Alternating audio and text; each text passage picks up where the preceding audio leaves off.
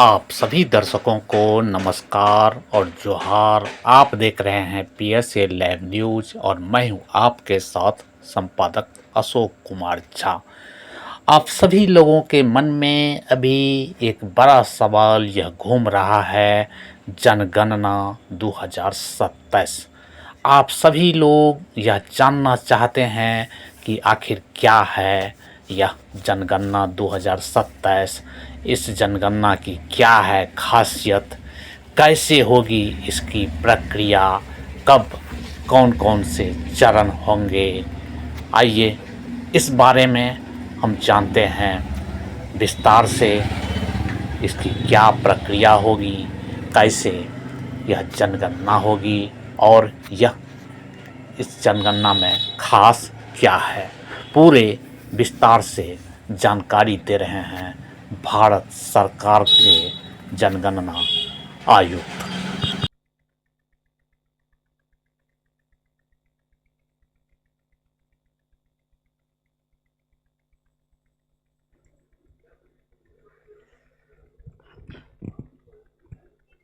नमस्कार मित्रों,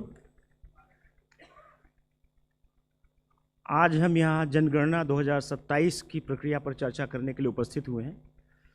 जनगणना का पहला चरण 1 अप्रैल से शुरू होगा और इस बारे में अधिक जानकारी देने के लिए हमारे साथ मंच पर उपस्थित हैं registrar general and census commissioner of India Shri Mrityunjay Kumar Narayan ji, additional deputy director general Shri Vishwajit Das, deputy registrar general Shri Subhash Das Gupta. आप सभी का हार्दिक स्वागत है। अब मैं registrar general and census commissioner of India Shri Mrityunjay Kumar Narayan ji से अनुरोध करूंगा कि वे आपको संबोधित करें।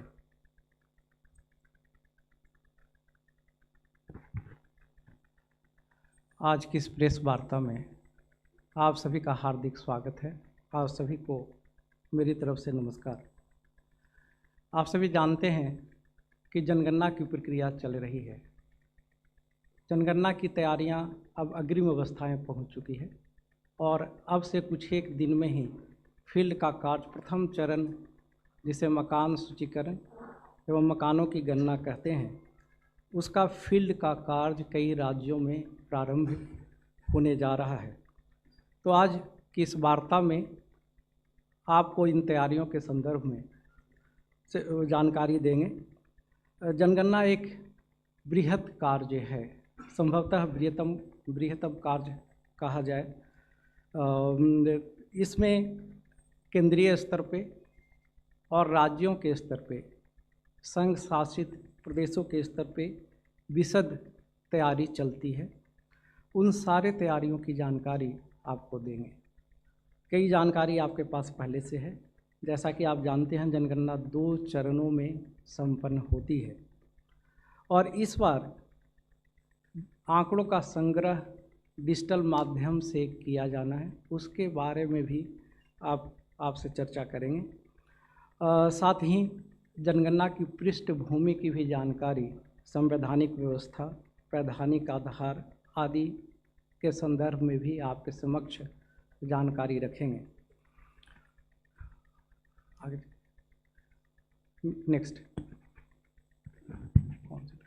नेक्स्ट प्रेजेंटेशन आगे बढ़ाइए, आगे बढ़ाइए।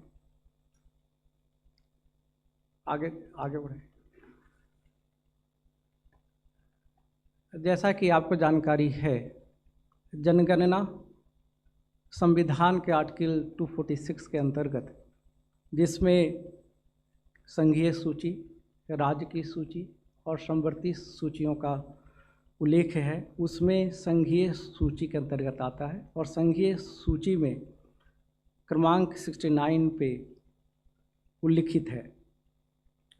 जनगणना की पूरी प्रक्रिया जनगणना अधिनियम 1948 और जनगणना नियम 1990 के अंतर्गत संचालित होती है। जनगणना अधिनियम 1948 और जनगणना नियम 1990 जनगणना करने की पूरी प्रक्रिया का वैधानिक आधार प्रदान करते हैं। जनगणना अधिनियम में एक महत्वपूर्ण सेक्शन है, सेक्शन 15, जिसके समक्ष में आपका ध्यान आकर्षण करना चाहेंगे। इस सेक्शन के अंतर्गत व्यक्तिगत आंकड़े जो जनगणना के दौरान दिए जाते हैं वो पूरी तरह से गोपनीय है। आरटीआई के अंतर्गत इसे साझा नहीं किया जा सकता। न्यायालय के समक्ष साक्ष्य के रूप में इसका प्रयोग नहीं हो सकता है और किसी भी व्यक्तिगत आंकड़ों को किसी भी संस्था के साथ, सरकारी, गैर सरकारी, विभिन्न विभागों के साथ शेयर नहीं किया जा सकता है। सिर्फ एग्रीगेट सांख्यिकीय आंकड़ों का ही प्रयोग टैबुलेशन के लिए किया जाता है। आपने देखा कि जनगणना संघ का विषय है, लेकिन इसमें राज्य एवं संघ शासित प्रदेशों की भी बहुत महत्वपूर्ण भूमिका होती है।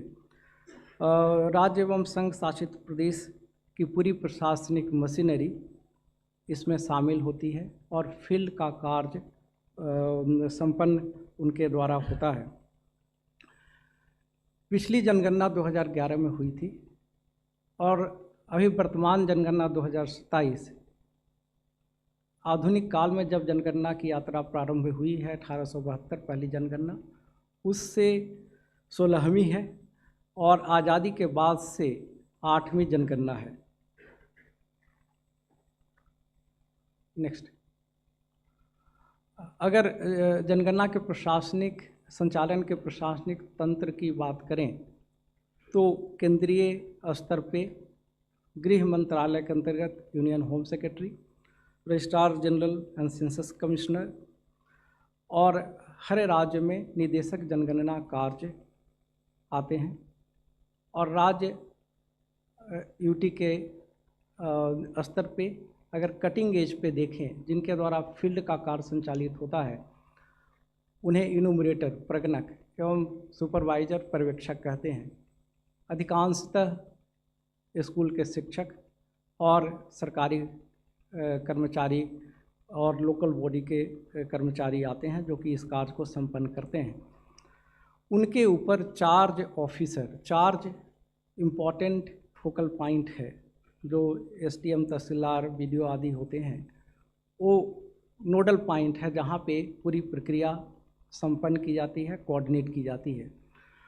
उनके ऊपर प्रिंसिपल सेंसस ऑफिसर जो जिला मजिस्ट्रेट होते हैं, जिला कलेक्टर और नगर निगम के आयुक्त गण होते हैं। इसके साथ ही राज्यों में additional chief secretary, principal secretary, secretary rank के वरिष्ठ अधिकारी, जनगणना के लिए नोडल अधिकारी नामित होते हैं, जो पूरी प्रक्रिया का राज्य और यूटी के स्तर पे संचालन पर्यवेक्षण करते हैं। और उनके ऊपर चीफ सेक्रेटरी, जिनके नीचे पूरा प्रशासनिक तंत्र इस पूरी व्यवस्था में लगता है। नेक्स्ट, जैसा कि आपकी जानकारी में है, जनगणना का संदर्भ तिथि ये महत्वपूर्ण होता है। संदर्भ तिथि मार्च 1:00 आवर्स यानी कि 28 फरवरी 2027 और 1 मार्च 2027 की मध्य रात्रि वो संदर्भ तिथि है। जो पहली अधिसूचना जनगणना की मंशा कराने की प्रकाशित हुई है 16 जून 2025 को, उसमें संदर्भ तिथि, इस संदर्भ तिथि की वजह से ही इसे जनगणना 2027 कहते हैं। यद्यपि कि जनगणना अधिसूचना 16 जून 25 के प्रकाशन के बाद से ही उसकी प्रक्रिया शुरू हो गई है, लेकिन संदर्भ तिथि 1 मार्च 27, तो जनगणना का जो आउटकम होगा वो हर एडमिनिस्ट्रेटिव यूनिट का, राज्य का, ज़िले का, ग्राम का, वार्ड का, सभी एडमिनिस्ट्रेटिव यूनिट का एक स्नैपशॉट पॉपुलेशन का और विभिन्न आंकड़ों का एक स्नैपशॉट उस वक्त का 1 मार्च 2027 00 आवर का प्राप्त होगा। इसलिए इस संदर्भ तिथि का बहुत बहुत अधिक महत्व है। जनगणना भारत में 2 चरणों में संपन्न होती है। पहला चरण house listing and housing census, मकान सूचीकरण और मकानों की गणना। तो जैसा कि नाम से ही स्पष्ट है, इसमें हाउस होल्ड की जानकारी ली जाती है, घर की हाउसिंग कंडीशन क्या है, उनमें उपलब्ध सुविधाएं क्या हैं, और जो परिसंपत्तियां जो धारित की जा रही हैं उनके बारे में जानकारी ली जाती है। कोई व्यक्तिगत जानकारी इस चरण में नहीं ली जाती, और इस चरण में जो हम जानकारी लेते हैं वो दूसरे चरण के लिए एक फ्रेम का काम करता है। दूसरा चरण जिसे पॉपुलेशन इनुमरेशन, जनसंख्या गणना कहते हैं, उसमें विभिन्न जनसांख्यिकीय, सामाजिक, आर्थिक, सांस्कृतिक, आप्रवासन माइग्रेशन और प्रजनन संबंधी जानकारी एक एक व्यक्ति का, नवजात से लेकर के किसी व्यक्ति का, किसी भी उम्र का व्यक्ति हो, हर के बारे में निर्धारित प्रश्नों पे सूचना प्राप्त की जाती है। नेक्स्ट, प्रथम अधिसूचना जिसे हम कहते हैं जनगणना कराने की मंशा की अधिसूचना। तो प्रथम अधिसूचना 16 जून 2025 को प्रकाशित हुई। उसके साथ ही जनगणना की प्रक्रिया शुरू हो जाती है। प्रथम चरण की अधिसूचना केंद्र सरकार ने 7 जनवरी 2026 को प्रकाशित की है, जिसमें 6 महीने की अवधि 1 अप्रैल 2026 से लेकर के 30 सितंबर 2026 के मध्य अपनी सुविधा के अनुसार राज्य एवं यूटी 30 दिन की अवधि निर्धारित करते हैं, जिसमें प्रगणक घर घर जाकर जो प्रथम चरण के प्रश्न हैं उन पे जानकारी प्राप्त करते हैं। इस बार एक नई व्यवस्था स्वगणना की गई है। इसके पहले की जनगणनाओं में चूँकि डिजिटल माध्यम से आंकड़ों का संग्रह नहीं होता था, तो सेल्फ इनुमरेशन की व्यवस्था नहीं थी। अगर नागरिक अगर कोई भी व्यक्ति सूचना स्वयं भी देना चाहता हो तो ऐसी व्यवस्था नहीं थी। इस बार सेल्फ इनुमरेशन के माध्यम से डिजिटली स्वयं सूचना दर्ज कर सकते हैं, और वो 15 दिन की अवधि जब हाउस टू हाउस एक्टिविटी उस राज्य या यूटी में प्रारंभ होगी, उसके पहले की अवधि होगी, जिसमें कि स्वयं की सूचना, हाउस होल्ड की सूचना दर्ज कर सकते हैं। प्रथम चरण के प्रश्नों का अधिसूचना हम लोगों ने 22 जनवरी 2026 को निर्गत कर दिया है। द्वितीय चरण के प्रश्नों की अधिसूचना, प्रश्नों को अंतिम करने के पश्चात यथा समय अब से कुछ एक महीने के बाद निर्गत की जाएगी। और जैसा कि आप जानते हैं कि cabinet committee on political affairs के निर्णय के अनुसार इस बार जनगणना में जाति, कास्ट का इनुमरेशन भी होना है। तो जाति इनुमरेशन, कास्ट इनुमरेशन से संबंधित प्रश्न भी दूसरे चरण के प्रश्नों में शामिल होंगे। नेक्स्ट, प्रथम चरण house listing and housing census के लिए राज्यों ने और यूटी ने अवधि का चयन किया है, जिसमें 11 राज्य अप्रैल के महीने में इसको करने जा रहे हैं। उसका डिटेल आप लोगों के सामने रखा है। अंडमान एंड निकोबार आइलैंड्स, गोवा, कर्नाटक, सिक्किम, उड़ीसा, लक्षद्वीप, मिजोरम, और दिल्ली में एनडीएमसी और Delhi cantt board area, Gujarat, Dadra Nagar Haveli, Daman Diu, Uttarakhand. उसके अलावा अन्य राज्य में हाइपरलिंक क्लिक करिए।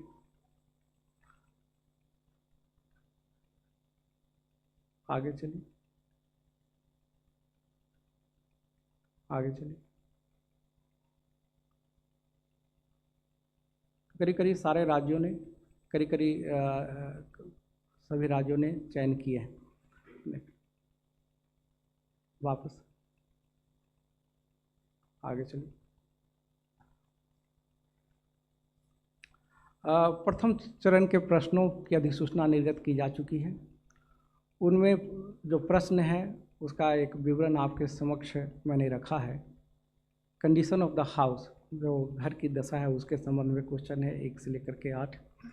और एक महत्वपूर्ण चीज़ यह भी है कि किसी प्रकार का दस्तावेज या प्रूफ दिखाने की या देने की ज़रूरत नहीं है। वो सर्वोत्तम जानकारी के हिसाब से उत्तरदाता जानकारी प्रदान करते हैं और उसको यथावत प्रगणक द्वारा दर्ज किया जाता है।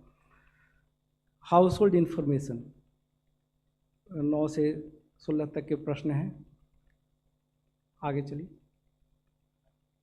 जो सुविधाएं घर में उपलब्ध हैं, main source of drinking water, availability of drinking water source 17 से लेकर के 25 तक के हैं।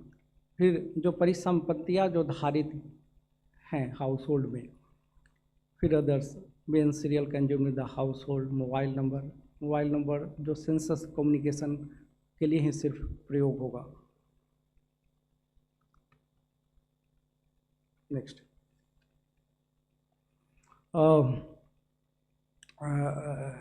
जैसा कि हमने कहा कि ये संघीय सूची का विषय है, इसलिए इसके पूरे व्यय का वहन केंद्र सरकार द्वारा किया जाता है और इसके लिए केंद्र सरकार ने 11,178 करोड़ की धनराशि स्वीकृत की है।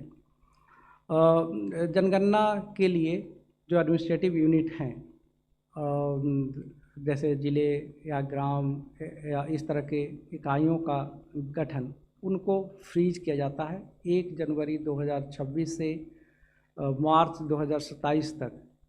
नई एडमिनिस्ट्रेटिव यूनिट का गठन जनगणना के दृष्टिकोण से वो फ्रोजन है। आप जानना चाहेंगे कि अरे कितने एडमिनिस्ट्रेटिव यूनिट अलग अलग श्रेणी के हैं।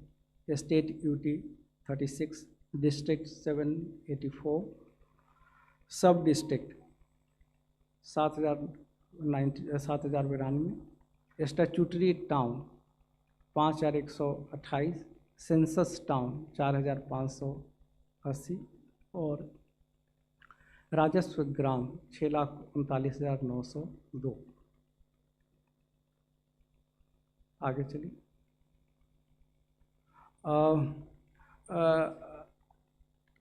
जनगणना में फील्ड एक्टिविटी वास्तविक रूप से प्रारंभ करने के पूर्व उसका प्री टेस्ट करीब समस्त राज्य और यूटी में 5,000 एनुमरेशन ब्लॉक में नवंबर 2025 को संपन्न किया गया था, जिसमें उन प्रश्नों को सिलेक्टेड चार्जेज में जा कर के लोगों से जानकारी प्राप्त करते हैं। एक फुल ड्रेस रिहर्सल होता है कि आगे जो वास्तविक कार्य होने वाला है उसके बारे में हमारा सिस्टम में अगर कोई और सुदृढ़ करने की ज़रूरत हो, उस एक्सपीरियंस के उस अनुभव के आधार पे पूरी व्यवस्था को और सुदृढ़ किया जाता है। तो वह प्री टेस्ट नवंबर 2025 में संपन्न हुआ था। और जैसा कि आपने देखा है कि राज्यों की बहुत महत्वपूर्ण भूमिका है, तो राज्यों की तैयारियों के संदर्भ में राज्य के वरिष्ठ अधिकारियों, मुख्य सचिवगण, राज्य के जनगणना नोडल अधिकारी और निदेशक जनगणना कार्य, इन सभी का एक कॉन्फ्रेंस यूनियन होम सेक्रेटरी की अध्यक्षता में जनवरी 2026 में संपन्न हुआ। फिर राज्य एवं यूटी के स्तर पे जो जनगणना के पदाधिकारी हैं, डिस्ट्रिक्ट लेवल पे, चार्ज लेवल पे, उन सबों का अपॉइंटमेंट होता है, राज्यों ने किया है। नेक्स्ट,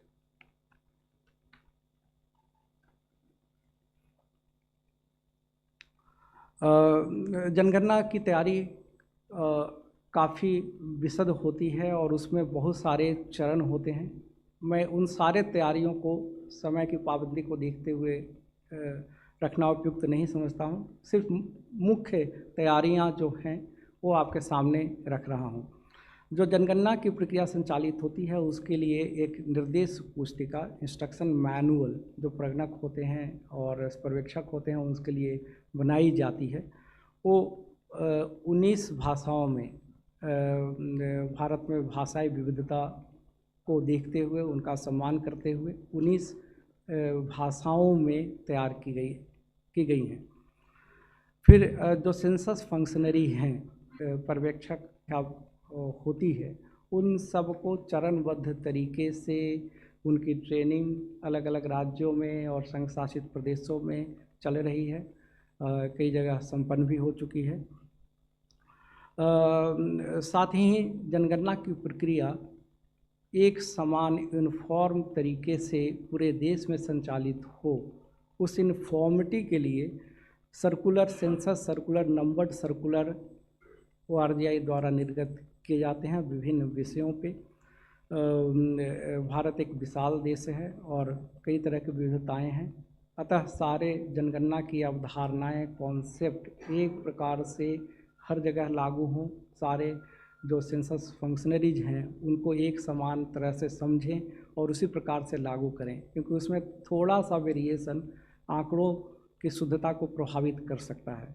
तो इसके लिए जनगणना के सर्कुलर्स हम लोग विभिन्न विषयों पर निर्गत किए हैं।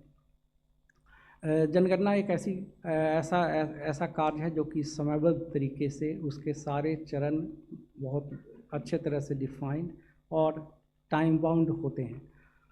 तो उनका एक कैलेंडर और जिसमें माइन्यूट डिटेल केंद्र के स्तर पे और राज्यों के स्तर पे उसके गहन निगरानी, संचालन, अनुश्रवण के लिए बनाई गई है और उसके हिसाब से चल रही हैं।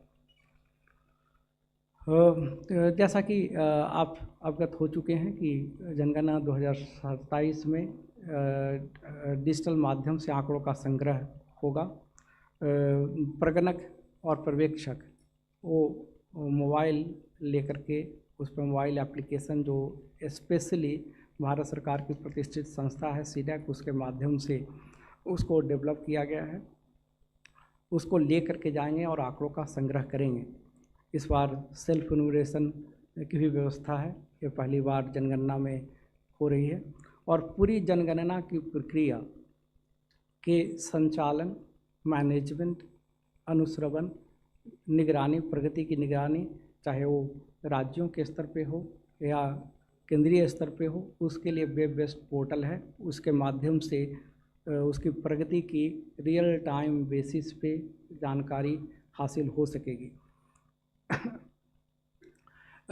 जनगणना में एक कॉन्सेप्ट है हाउस लिस्टिंग ब्लॉक, जो प्रगणक उनको करीब 700-800 जनसंख्या का एक छोटा सा जोग्राफिकल एरिया जिसे हाउस लिस्टिंग ब्लॉक कहते हैं, उस एरिया में उनको सारे कार्य को संपन्न करना होता है। वह भी उसके लिए स्पेशल एक एप्लीकेशन है, जियो रेफरेंस्ड होगा, जो उससे फ्रेम तैयार होता है। अन्य कई विभाग उसको बाद में अपने सर्वेक्षण के लिए प्रयोग करते हैं, तो वो जियो रेफरेंस्ड होगा। जियो रेफरेंस्ड होने से फ़ायदा है कि कोई एरिया छूट न जाए और किसी एरिया में दोहराव न हो, यह सुनिश्चित हो सकेगा।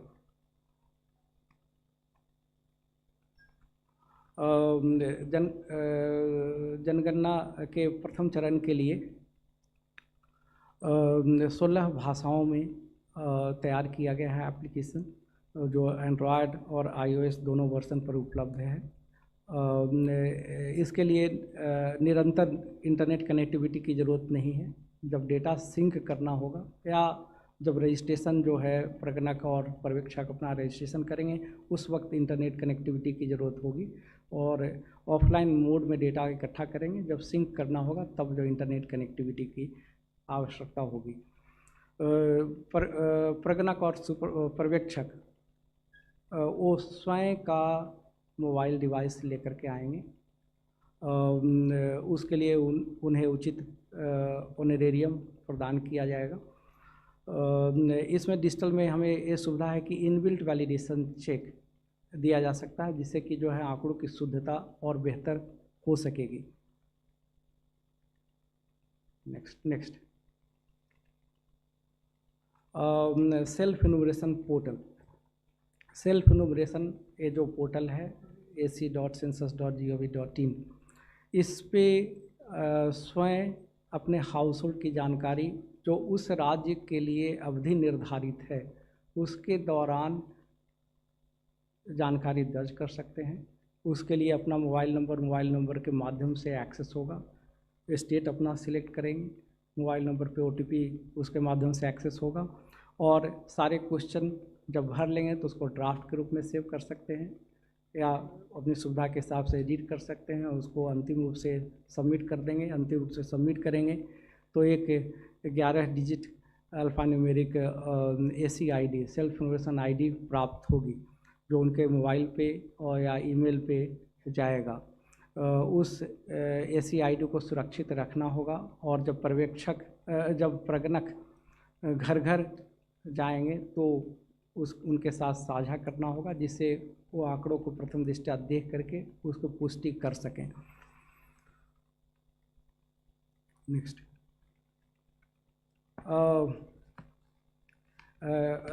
जैसा कि आपने देखा कि जनगणना अधिनियम में आंकड़ों की गोपनीयता की व्यवस्था की गई है, उसी प्रकार से डिजिटल स्पेस में आंकड़ों की सुरक्षा बहुत ही महत्वपूर्ण है, और उसका पूरा ध्यान रखा गया है। End to end data security की व्यवस्था रखी गई है। कलेक्शन के दौरान या डेटा ट्रांसमिशन या सर्वर के स्तर पे, सर्वर ORGI का अपना डेडिकेटेड सॉवरेन सर्वर है, तो उन सभी पे डेटा इंक्रिप्टेड फॉर्म में रहेगा। डेटा प्रोटेक्शन के जितने भी टेक्नोलॉजी, सॉफ्टवेयर, हार्डवेयर, वो सारी व्यवस्था की गई है।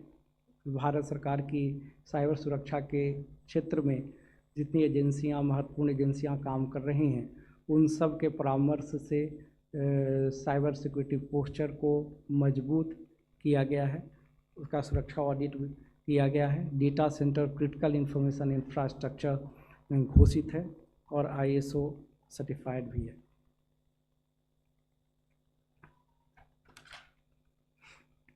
ट्रेनिंग के विषय में एक स्लाइड अलग से हमने रखा है। ट्रेनिंग बहुत ही इम्पोर्टेंट है। जैसा कि आपने देखा कि जनगणना की अवधारणाएं एक प्रकार से समझी जाएं और एक प्रकार से ही इम्प्लीमेंट हों, उसमें ट्रेनिंग का बहुत महत्वपूर्ण रोल है।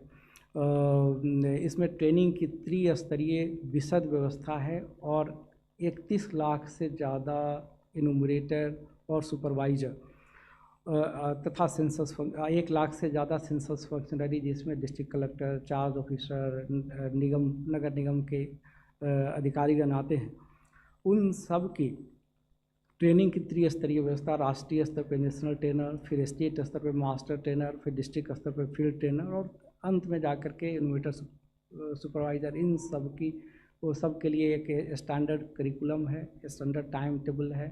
3 दिन का, 4 दिन का, 5 दिन का आवश्यकता के हिसाब से उनको ट्रेनिंग की व्यवस्था की गई है। और यह ट्रेनिंग जो है दिल्ली के स्तर पे, राज्यों के स्तर पे, डिस्ट्रिक्ट चार्ज ऑफिसर के स्तर पे अलग अलग फेजेज में, अलग अलग अवस्थाओं में है। इसमें करीब 80,000 से ज़्यादा ट्रेनिंग बैचेज संचालित, इसमें काफ़ी कुछ संपन्न हो गए, अभी कुछ चल भी रहे हैं। अंत में आप सबके माध्यम से यह कहना चाहूँगा कि जनगणना एक राष्ट्रीय महत्व का कार्य है। जनगणना के जो आंकड़े प्राप्त होंगे आगे आने वाले कई सालों के लिए हमारी नीतियों के निर्धारण, हमारे जो कार्यक्रम हैं उनके संचालन के लिए आधार भूमि तैयार करेंगे। इसलिए इसकी महत्ता को देखते हुए आप सभी के माध्यम से हर व्यक्ति से मैं अपील करना चाहूँगा कि खुले मन से हर व्यक्ति इसमें भाग ले और सही सूचना दर्ज कराएं। यह मैं अपील आपके माध्यम से करना चाहूँगा। अंत में मैं आप सभी को बहुत धैर्यपूर्वक सुनने के लिए धन्यवाद देना चाहता हूँ। धन्यवाद। धन्यवाद मृत्युंजय जी। और एक वीडियो भी है छोटा सा, उसको दिखाने के लिए मैं अनुरोध करूँगा कि वीडियो प्ले किया जाए, इसके बाद हम प्रश्नोत्तर लें। लाइट्स बंद कर देना प्लीज।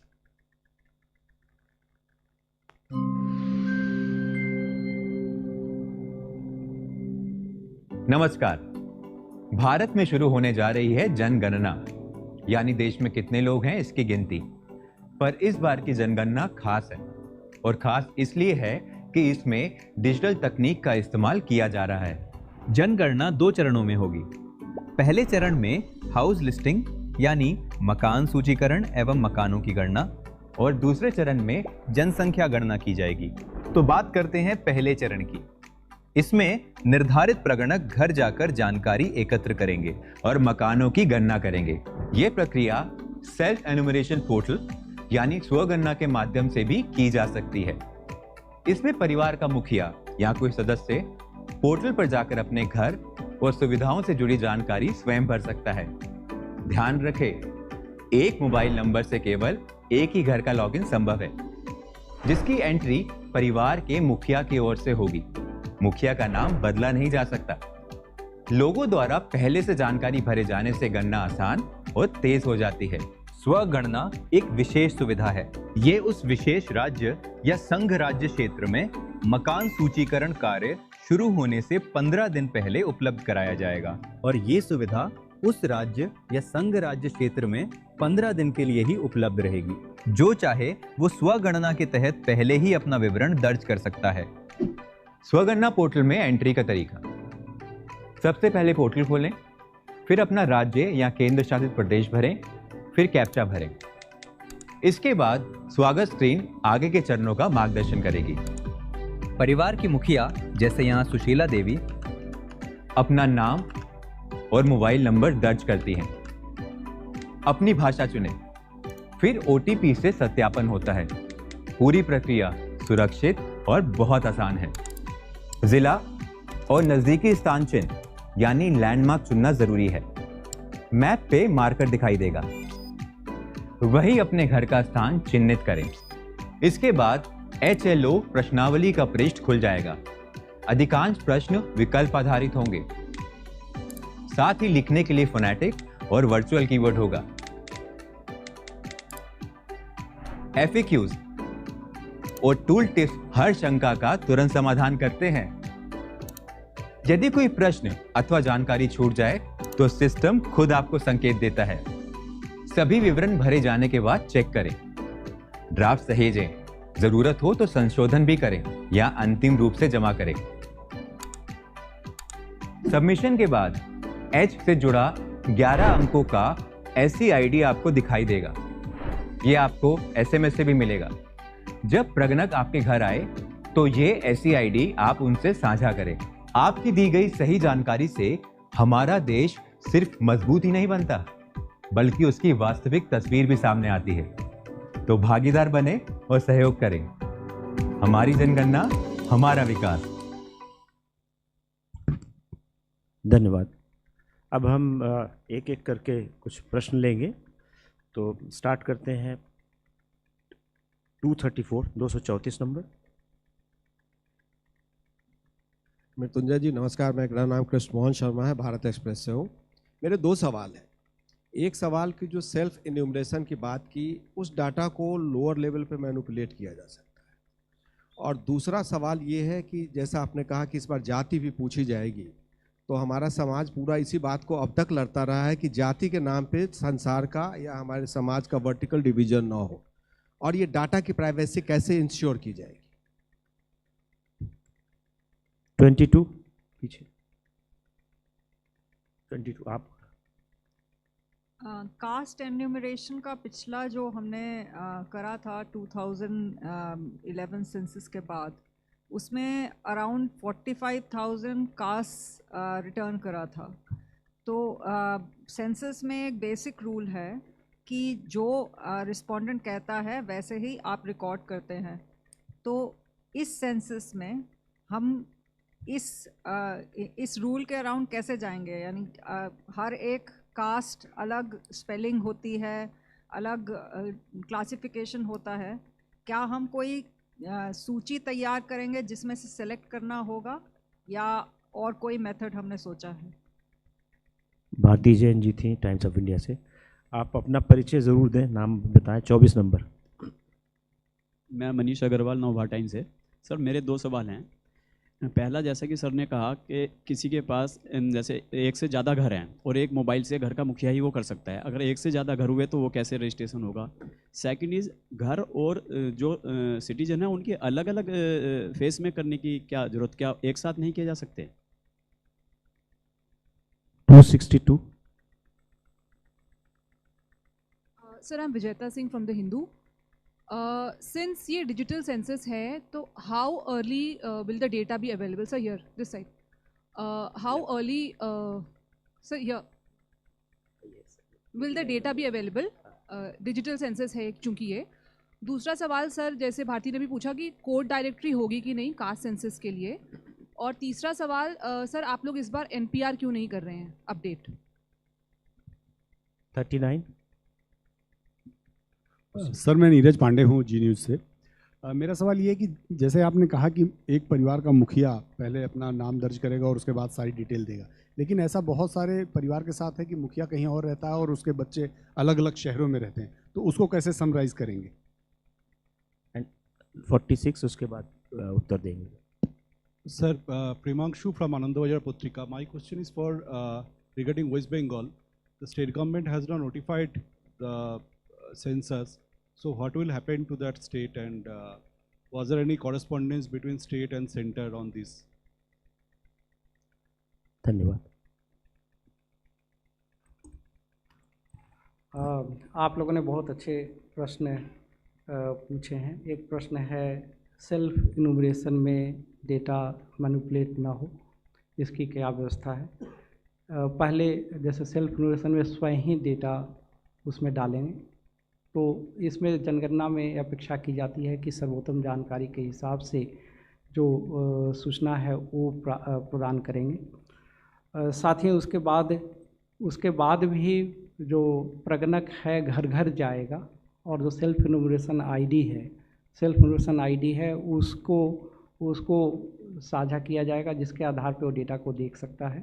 उसमें जो है अगर कोई त्रुटि है तो उसका सुधार हो सकता है और उसको जो है फाइनली सबमिट होगा। और इसमें पर्यवेक्षण की व्यवस्था है।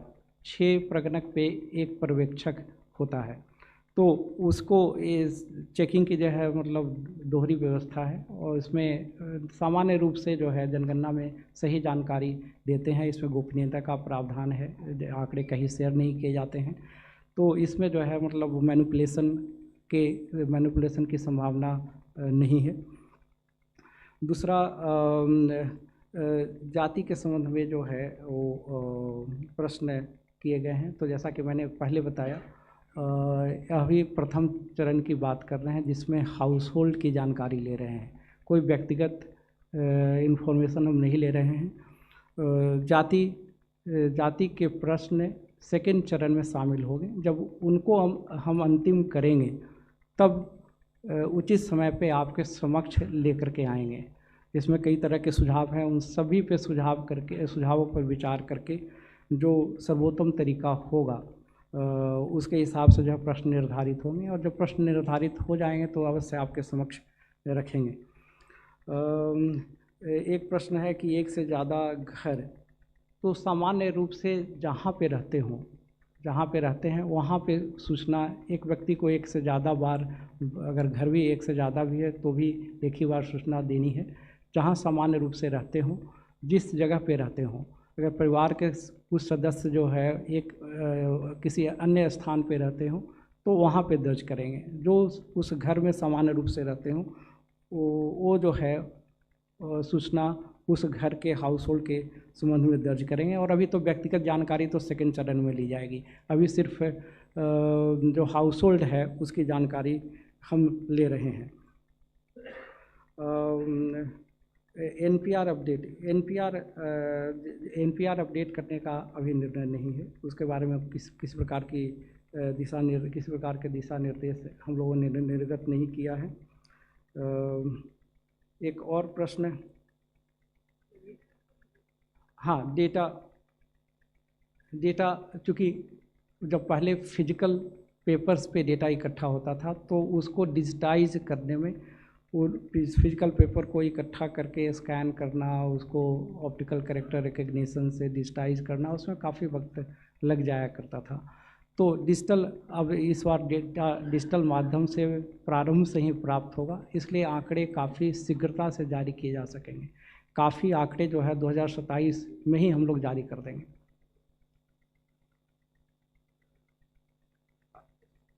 ठीक, thank you.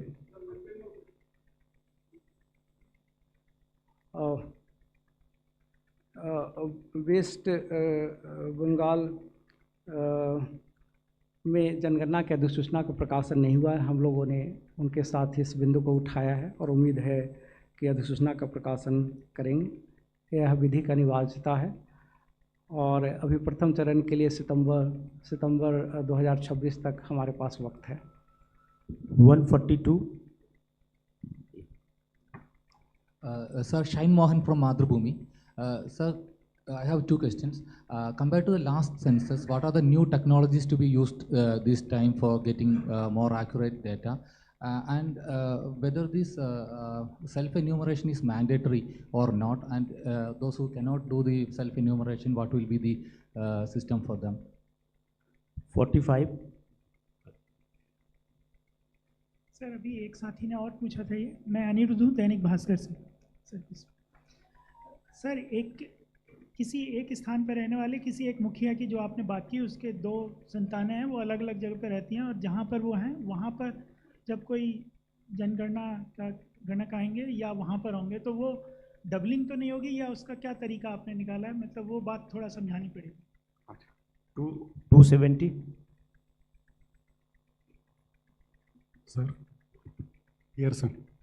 Sir, there are many NRIs in Kerala, and you know that war is going on in Middle East. So how can they?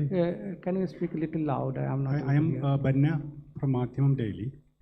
So how the self-enumeration provision will be applicable to NRIs also? That is my question. NRIs. 266. How will you authenticate? Could they authenticate with the embassies or other provision? 266। Sir इधर प्रशांत देव बोला news 24 से। मेरा एक सवाल ये है कि जाति जनगणना इस बार आप करा रहे हैं और देश में हमारे व्यवस्था है जाति आधारित आरक्षण की, SC, ST, OBC। तो जब आप ये कैसे इसको स्पष्ट करेंगे? कोई झूठी जानकारी नहीं देगा, एक भ्रम हो सकता है, होड़ लग सकती है आरक्षण की सुविधा पाने के लिए।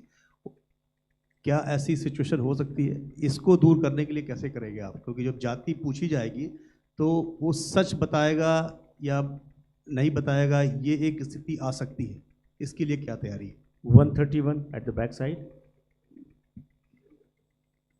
सर SCS, मैं अरुण कुमार है सर, ETV से। सर SC ST के बारे में आप जनगणना में जोड़ दिया, फिर OBC के बारे में क्या है सर? हाउस लिस्टिंग में भी ऐसा के लिए क्या करना है सर? 17 नंबर। Thank you. मैं अनिल हांडा हूँ लोकतंत्र की शान से। सेल्फ एन्यूमरेशन में सर जो सबमिशन होगी वो पोर्टल पे फाइनल हो जाएगी, या जो एन्यूमरेटर के पास आप देंगे कोड शेयरिंग करेंगे वो फाइनल रहेगी? क्योंकि इन केस वो पोर्टल पे फाइनलाइज होती है सर, तो ओपन सोर्स है और इंटरनेट तो ओपन सोर्स रहेगा, तो सिक्योरिटी इश्यूज तो इसमें बनी रहेंगी। और इन केस मॉडिफाई करने हैं तो उसके क्या प्रावधान है वो भी ज़रा बता दें। हाँ, एक प्रश्न नई टेक्नोलॉजी जो इस जनगणना में प्रयोग की जा रही है उसके बारे में है। तो जैसा कि आपने देखा कि डिजिटल माध्यम से मोबाइल एप्लीकेशन, पहले पेपर लेकर जाते थे और उस पर आंकड़ों का संग्रह होता था, फिर उसके बाद उसकी स्कैनिंग डिजिटाइजेशन होता था। इस बार जो है सीधे मोबाइल एप्लीकेशन के माध्यम से होगा। सेल्फ इन्यूमरेशन अनिवार्य है, ऐसी मतलब ऐसा कुछ नहीं, ऐसा नहीं है।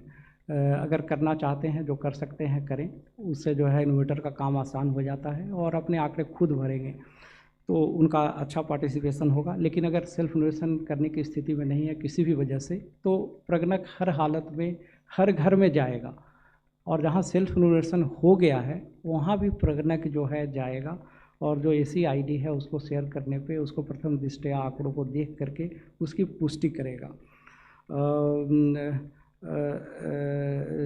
जाति जनगणना की आपने बात की है, उसमें देखिए इसमें जो नंबर 1 हम हाउस होल्ड की जानकारी ले रहे हैं, व्यक्तिगत जानकारी सेकंड चरण में लेंगे। तब तक सेकंड चरण के प्रश्नों का इंतज़ार कीजिए कि किस प्रकार से उन प्रश्नों का निर्धारण होगा। और इसमें जनगणना में अगर दोनों चरणों को मिलाकर के भी बात करें तो जनगणना में जो व्यक्तिगत जानकारी दी जाती है उसका किसी भी दशा में प्रयोग नहीं हो सकता है। उसका प्रयोग इंडिविजुअल आंकड़े का प्रयोग नहीं हो सकता है, सिर्फ एग्रीगेट आंकड़ों का प्रयोग होता है। उस आंकड़े के आधार पे किसी योजना का लाभ, किसी व्यवस्था का लाभ देने की व्यवस्था नहीं है। इसलिए उसमें मैनिपुलेशन जो आप इंगित करना चाह रहे हैं कि मैनिपुलेशन हो सकता है, तो इसमें व्यक्तिगत आंकड़ों का प्रयोग किसी स्कीम का लाभ देने के लिए नहीं किया जाता है। हाँ, सेल्फ इन्यूमरेशन सुरक्षा व्यवस्था के बारे में विस्तार से बताया है हमने।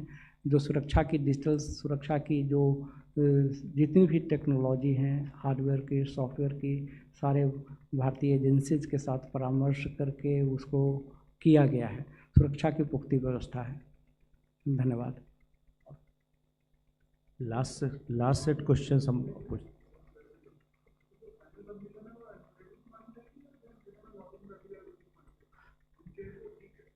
हाँ, ठीक है, तो उसमें कोई संशोधन नहीं होगा। हो सकता है कई बार सबमिट करते समय कोई त्रुटि अगर हो गया, इनोवेटर गया तो उन्होंने रियलाइज किया तो करेक्ट कर सकते हैं उस वक्त। और जब वो जो है प्रथम दृष्टया उसको देख करके तब उसकी पुष्टि हो जाएगी, सबमिट हो जाएगा फाइनली। 39 इसमें NRI सेल्फ इनोवेशन आपने, हाँ, तो इसमें प्रथम चरण में हाउस होल्ड की जानकारी ली जा रही है और सेल्फ इनोवेशन जो है वो कंट्री में रह रहे हैं उनके लिए व्यवस्था है। 39 सर, मेरा सवाल है कि जो SECC लिस्ट होती है सर, उसके आधार पर केंद्र और राज्य की जो नीतियाँ आती हैं वो निर्धारित करती हैं। बहुत सारे लोग जो जिनके पास आयुष्मान कार्ड या बहुत सारे कार्ड जो उसी बेसिस पे होते हैं, लेकिन हमने देखा है कि गलत जानकारी के कारण कई लोग जो एलिजिबल नहीं उनको भी मिल जाता है, ऐसे लिस्ट में होता है, और जो एलिजिबल नहीं होते वो लिस्ट से बाहर हो जाते हैं। इस कारण से कई नीतियों का उनको फ़ायदा नहीं मिलता। इसके लिए क्या इस बार कोई खास जांच की व्यवस्था की गई है जब जनगणना होगी, या किस तरीके से इसको रेक्टिफाई किया जा सकता है? और दूसरा, जो जनगणना अधिकारी है वो अधिकतम कितने घरों को एक जनगणना अधिकारी रीच आउट करेगा? क्या कोई लिस्ट है, जैसे इलेक्शन कमीशन में BLO 1200 तक की लिमिट है, वैसे जनगणना अधिकारी कितने घरों तक के लिए? 187 इधर। सर नमस्कार। हेलो सर नमस्कार, दिस इज संजय अग्रवाल। सो मेरा क्वेश्चन है कि आप ब्रीफली बताएं, the census is conducted because of the economic survey, right? Whatever goes in that, and आप लोग बोल रहे हैं कि जो आप लोग कास्ट का करेंगे थर्ड फेज में, so the religion and everything will come in that और will come in the household? और दूसरा सवाल है sir, how do you define the head of the family? Because there are so much of people who are not earning, and if he is not earning, can he be defined as the head of the family, sir? 247 उधर right side. Sir नमस्कार, मैं मोहित शुक्ला हूँ दूरदर्शन से। मेरा सवाल आपसे sir ये है कि एक घर जिसमें मान लीजिए 2 भाई रहते हैं और वो दोनों ही उस पे हाउस होल्ड पे हैं, या वो डिस्प्यूटेड मकान है, तो उसको हम कैसे पहचानेंगे? मतलब परिवार रजिस्टर के माध्यम से या किसी और माध्यम से किसकी दावेदारी मानेंगे घर के मुखिया पर? और दूसरा सर, मेरा सवाल आपसे ये है, अभी थोड़े दिन पहले ही केंद्रीय मंत्री हैं रामदास अठावले, उन्होंने एक बहुत महत्वपूर्ण सवाल उठाया। उन्होंने कहा कि जो लोग SC से बौद्ध बने हैं और ख़ासतौर पर बौद्ध धर्म में जाति व्यवस्था नहीं होती है, तो ऐसे लोग जब जनगणना के लिए उनके पास जब लोग पहुंचेंगे तो उस कंडीशन में वो जाति के कॉलम में क्या लिखेंगे? अपनी कास्ट लिखेंगे, नंबर लिखेंगे, या क्या, कैसे उसको आप डिफाइन करेंगे? 79 Right here at the back. Here, sir. On the other side, right? left side. So even though you've clarified that NPR is not on your agenda at the moment, but there are some concerns whether the census data is going to be correlated with the SIR data that the Election Commission is also collecting. In light of NPR, if you could clarify that. 47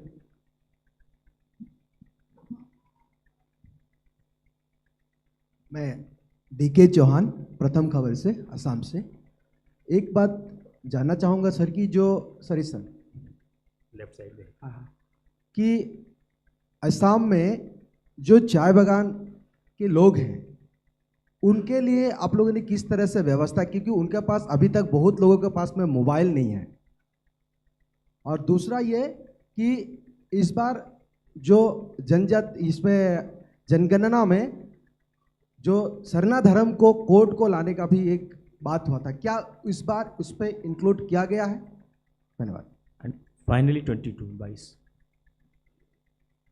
What is your expectation in terms of self-enumeration? I mean, how many, there must be some assessment on how many or what percentage of population would self-enumerate. Benchmark would be in the pre-test that you did. How many chose the self-enumeration option?